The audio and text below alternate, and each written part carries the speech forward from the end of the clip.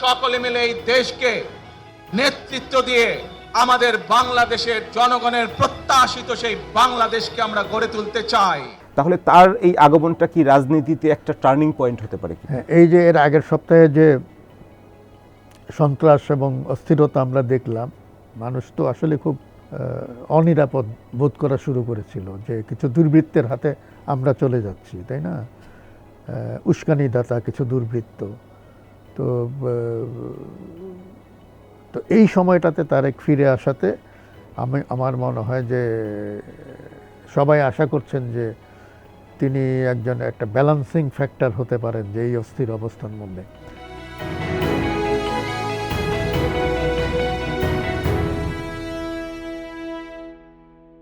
বিএনপির ভারপ্রাপ্ত চেয়ারপারসন 17-18 বছর পরে উনি দেশে ফিরেছেন এবং তাকে কেন্দ্র করে বিএনপির একটা বড় শোডাউন হয়েছে, বড় একটা সম্বর্ধনা অনুষ্ঠানের আয়োজন হয়েছে এবং তারেক রহমান সাহেব সেখানে সংক্ষিপ্ত একটা বক্তব্য দিয়েছেন, 16 বা 17 মিনিটের বক্তব্য। আপনি নিশ্চয়ই বক্তব্যটা পড়েছেন। আপনার কাছে তার বক্তব্য এবং তার এই যে আগমন আগামী দিনের রাজনীতিতে কি প্রভাব ফেলতে পারে? তার ফিরে আসা নিয়ে অনেক ধোঁয়াশা তৈরি হয়েছিল, যেটা তিনি নিজেও কিছুটা দায়ী এটার জন্য একটা ফেসবুক পোস্ট দিয়ে। যাই হোক, সেটা এখন আর নাই, তিনি ফিরে আসছেন এবং তার আশা নিয়ে জল্পনা কল্পনার অবসান হলো। তার দল এখন চাঙ্গা হবে এবং আমরা যেটা বলতে পারি যে তিনি যে তাকে যে ওয়েলকাম করলো তার দলের লোকেরা এবং মিডিয়াতে আমরা যা দেখছি আর কি, এটা তো মানে একটা বিশাল একটা, আমি বলবো যে তারেক রহমানের জন্য একটা বিশাল পাওয়া। তিনি যে ভালোবাসাটা পেলেন তার দলের নেতাকর্মীদের কাছ থেকে, নিশ্চয়ই সবাই আশা করবে এবং সাধারণ মানুষেরও একটা আগ্রহ উৎসাহ ছিল, যারা এই দল করেন না তারাও চাচ্ছিলেন যে একটা স্থিতি আসুক দেশে এবং তারেক রহমান হয়তো সেখানে একটা ভূমিকা পালন করতে পারবেন। তো সুতরাং এই যে মানুষের যে চাওয়াটা, এটা যদি তিনি এটার সঙ্গে যদি তিনি সঙ্গতি রেখে রাজনীতি করেন, তাহলে হয়তো তার জন্য ভালো হবে, দেশের জন্য ভালো হবে, মানুষের জন্য ভালো হবে। তিনি একটা ভাষণ দিয়েছেন, সেই ভাষণটি খুবই মানে আমি বলবো যে খুব ব্যালেন্সড কথাবার্তা ছিল। তিনি কোনো উস্কানিমূলক কথাবার্তা বলেন নাই, কারো প্রতি বিষোদ্গার করেন নাই এবং তিনি যারা তাকে ভিক্টিমাইজ করেছিল এক সময় তাদের সম্পর্কে তিনি কোনো শব্দ উচ্চারণ করেন নাই, অত্যন্ত সংযমের পরিচয় দিয়েছেন। তো এই সংযমটা যদি বজায় থাকে এবং সবাই যদি সেটা এই ধরনের সংযমের পরিচয় দিতে পারে, তাহলে কিন্তু আমাদের রাজনীতিতে অনেকাংশে সংঘাত কমে যাবে। তারপরেও থাকবে কিছু কিছু, ধরেন ধান্দাবাজ থাকে, ধরুন মনে করেন যে সবাই মোটামুটি স্বস্তিতে আছে, শান্তিতে আছে, কারো একজন কোনো একটা গোষ্ঠীর পছন্দ হইল না যে আমরা এই দেশটা শান্তিতে থাকুক, তার অন্য ধান্দা আছে। তিনি কিন্তু গতকালকে বারবার এই শান্তির কথা বলেছেন, বারবার শান্তির কথা বলেছেন, আইন শৃঙ্খলা পরিস্থিতি যে কোনো মূল্যে এটা নিয়ন্ত্রণে রাখতে হবে। আবার উনি যে আসলেন তার আগের সপ্তাহে কিন্তু অনেক উত্তেজনক পূর্ণ আপনার সপ্তাহ ছিল, 2টা পত্রিকা অফিসে হামলা হয়েছে, আগুন দেওয়া হয়েছে। এই উত্তেজনকর পরিস্থিতির মধ্যেই তিনি আসলেন এবং আপনি যেমনটা বলছিলেন সংযত ভাষায় বক্তব্য দিয়েছেন। তাহলে তার এই আগমনটা কি রাজনীতিতে একটা টার্নিং পয়েন্ট হতে পারে কি? এই যে এর আগের সপ্তাহে যে সন্ত্রাস এবং অস্থিরতা আমরা দেখলাম, এর ফলে কিন্তু শান্তির জন্য যে মানুষের অন্বেষণ, এটা কিন্তু বেড়ে গেছে আরও। আমি বলবো যে মানুষ তো আসলে খুব অনিরাপদ বোধ করা শুরু করেছিল যে কিছু দুর্বৃত্তের হাতে আমরা চলে যাচ্ছি, তাই না? উস্কানিদাতা কিছু দুর্বৃত্ত। তো এই সময়টাতে তারেক ফিরে আসাতে আমার মনে হয় যে সবাই আশা করছেন যে তিনি একজন একটা ব্যালেন্সিং ফ্যাক্টর হতে পারেন যে এই অস্থির অবস্থার মধ্যে। তো এই স্টান্সটা যদি তিনি বজায় রাখেন, কারণ আমরা অনেক সময় আশঙ্কা করি নির্বাচনের তারিখ যত ঘনিয়ে আসবে রাজনৈতিক দলগুলো পরস্পরের বিরুদ্ধে ততই তেতে উঠবে, নেতারা আস্তিন গুটাতে থাকবেন, আস্ফালন করবেন, আমরা কিছু কিছু রাজনীতিবিদকে দেখি টকশোতে বা বিভিন্ন জায়গায় যে সমস্ত বক্তব্য দেন, হুঙ্কার দেন, এটা স্রেফ জনগণের সঙ্গে বেয়াদবি। কথাবার্তা তো বিনয়ের সঙ্গেও বলা যায়, তর্জন করজন করে তো বলা জনগণ তো দরকার। এগুলোই বেশি দেখে। জনগণ বেশি দেখে না, কিছু লোক আছে। আপনি যদি চিড়িয়াখানায় যান, বাঘ ভাল্লুক যত লোক দেখে তার জন্য অনেক বেশি দেখে লোক বাঁদর। প্রথমেই দেখবেন বাঁদরের বাঁদরামিগুলি তারা দেখে এনজয় করে, এটা সবসময় আপনি দেখবেন। তো সুতরাং সার্কাসে যদি যায়, সার্কাসে বাঘ থাকে, ভাল্লুক থাকে, অনেক কিছু থাকে যেগুলি সচরাচর আমরা দেখি না, কিন্তু সেখানে একটা ক্লাউন থাকে, জোকার। সে রং বেরঙের পোশাক পরে এবং নর্তন কুর্দন করে মানুষকে হাসানোর চেষ্টা করে। তো ওইটা আবার অনেকের কাছে খুব প্রিয়, যে একটা সার্কাসের মধ্যে যদি একটা ক্লাউন না থাকে, সার্কাসটা পানসে পানসে মনে হয়। আমাদের দেশের রাজনীতিবিদদের রাজনীতির মাঠেও কিন্তু এরকম অনেক ক্লাউন দেখবেন আপনি। এরা অনেকেই বিনোদন পাবে, হাততালি দিবে, কিন্তু এরা তো সমাজের কোনো কাজে আসে না আসলে। যেমনটা আমি আপনার কাছে জিজ্ঞেস করছিলাম, তাহলে এই সিচুয়েশনে তারেক রহমানের এই প্রত্যাবর্তন এবং তার প্রথম দিনের যে বক্তব্য, এটা রাজনীতিতে, এই নির্বাচন কেন্দ্রিক রাজনীতিতে কোনো টার্নিং পয়েন্ট হতে পারে কিনা?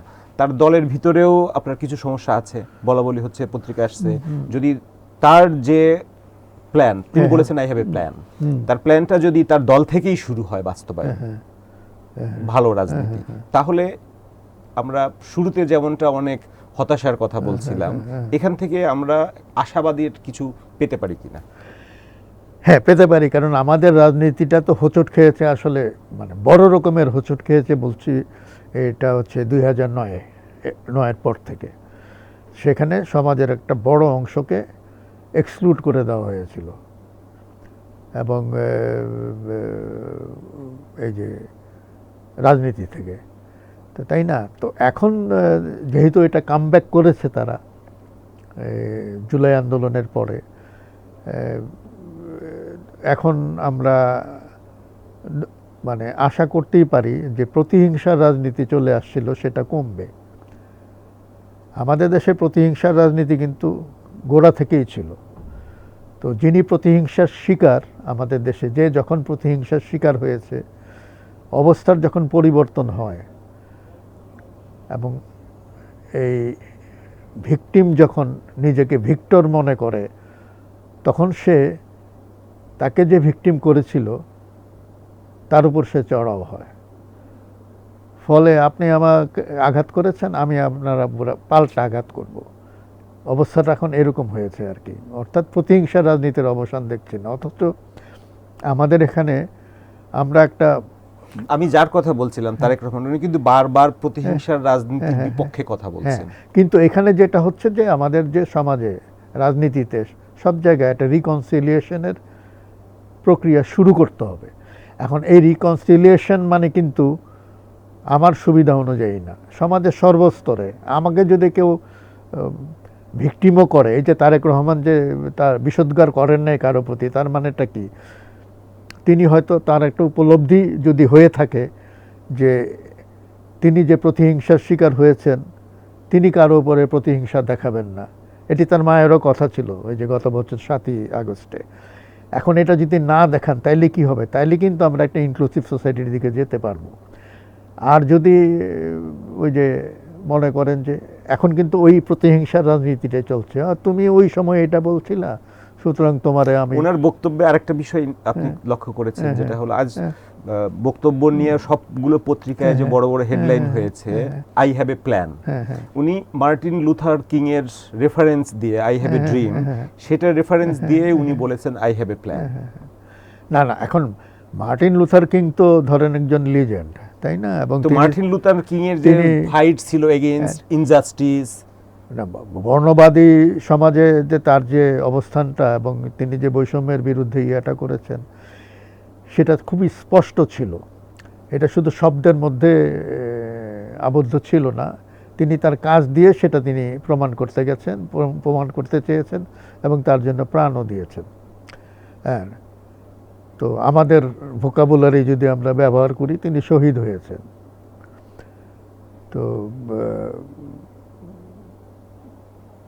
আমাদের সমাজে যে অসাম্য আছে, এই অসাম্য মানে আই হ্যাভ এ প্ল্যান বলতে যে কি প্ল্যানটা হতে হবে এমন যে যেটা বাস্তবায়ন করলে সমাজে বৈষম্য কমে যাবে এবং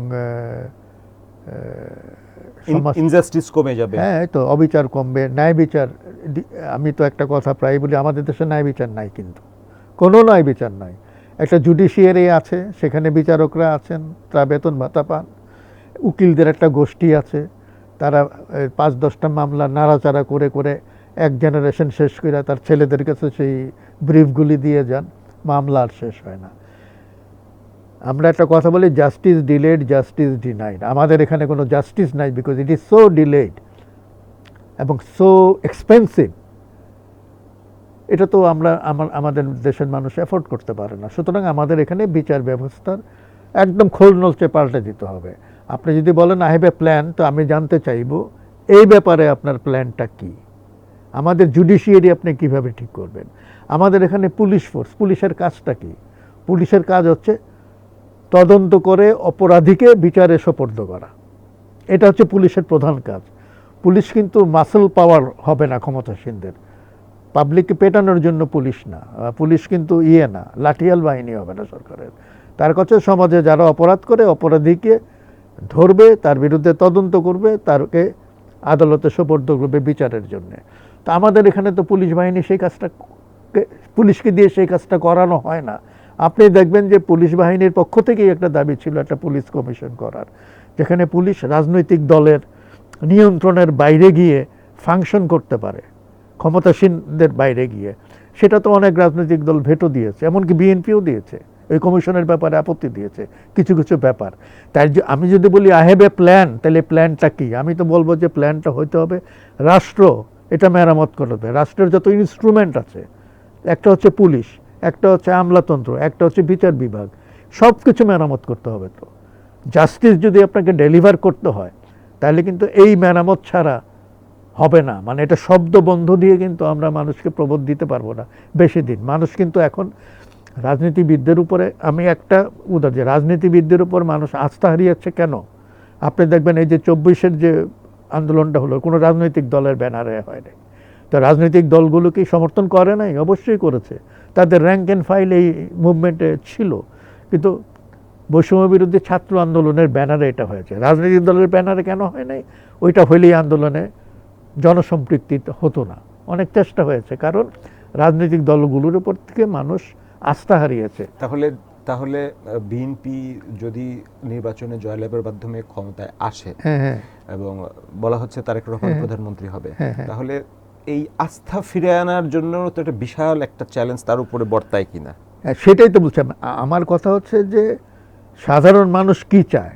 সাধারণ মানুষ শান্তি চায়, তারা নিরাপদে থাকতে চায়, তারা যে বেসিক নিডস যেটা, সেটা যাতে তারা পায়, সেটা নিশ্চয়তা চায়, তাদের সন্তানদের ভালো লেখাপড়া চায় এবং তাদের জন্য কর্মসংস্থান চায়। তো সুতরাং আমার কাজ হচ্ছে এইটা। আমি বড় বড় লম্বা চওড়া কথা বলে তো হবে না। অমুককে গাদ্দার বললাম, অমুকরে দুশ্মন বললাম, অমুকরে বললাম, করে হাত পা ছুললাম। নো, আমার জন্য আপনি কি ডেলিভার করবেন, that is important to me. আমি সেটা জানতে চাই। আপনি কারে গালি দিলেন, কি দিলেন, এটা নিয়ে আমার কোনো মাথা ব্যথা না। আপনি আমার জন্য কি করবেন, দ্যাট ইজ ইম্পর্টেন্ট।